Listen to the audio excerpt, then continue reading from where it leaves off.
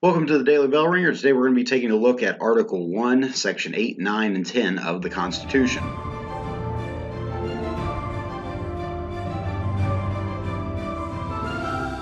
So continuing here with Article I, again dealing with the legislative branch and Sections 8, 9, and 10. These are the last three sections here of this article of the Constitution. And this section really deals mainly with the powers of Congress and then real briefly touches on a little bit dealing with the states. All right, so let's go ahead and start here with Article 8. So Article 1, Section 8 basically lays out the specific powers that Congress has.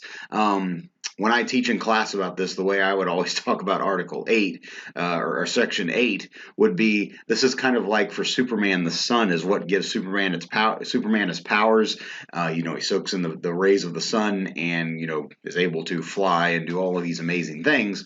Well, for Congress, Section 8 is kind of like their sun. It's what basically gives them their powers, all right? And so one of their primary powers that they have under Section 8 is the power to raise money or raise taxes. And remember, that was, the big weakness of the Articles of Confederation. And so one of the main powers that Congress is given here is the power to raise money. Secondly, Congress is the one who has the power to declare war. Sometimes I think people get confused in our system that they think the president is the one that alone has the power to declare war. Actually, the president does not technically have that power. It's Congress. Okay, they have to vote on it and decide if they're going to declare war. Yes, a president can urge Congress and push them that way, but in the end, it's Congress that is the one that has to declare war.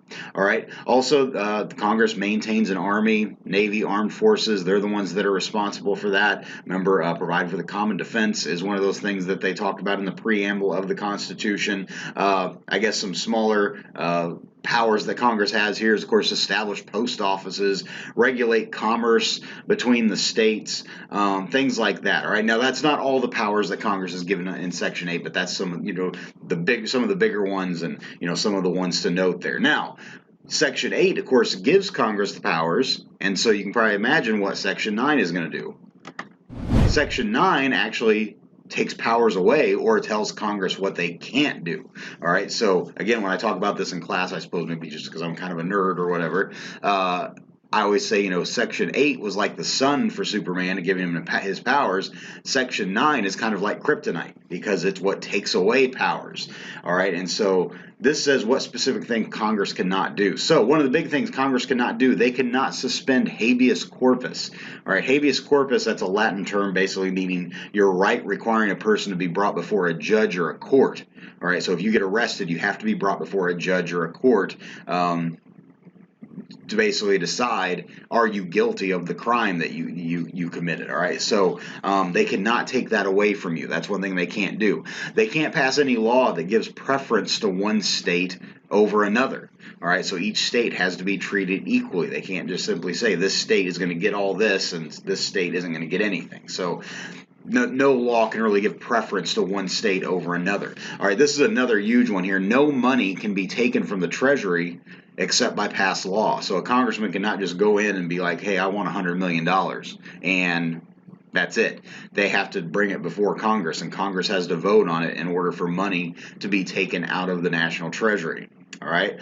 Also, they cannot give any title of nobility. All right. If you remember when after the American Revolution, there was actually kind of a push by some people to say George Washington should become the king.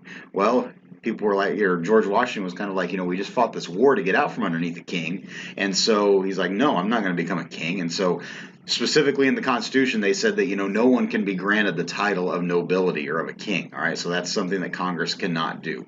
All right. So Section 8, that says the powers that Congress has. Section 9 says the powers that Congress doesn't have.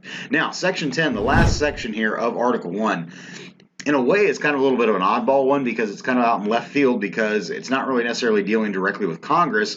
It's more dealing with the states themselves. And it basically prohibits the states from doing certain things. All right, so one thing that states cannot do, they cannot print their own money. Only the federal government can do that. They cannot raise their own army or navy. They cannot declare war. But these are things that, again, each state cannot do these things. These are specific things states are not supposed to do. All right, so hopefully you learned something there, and thanks for watching.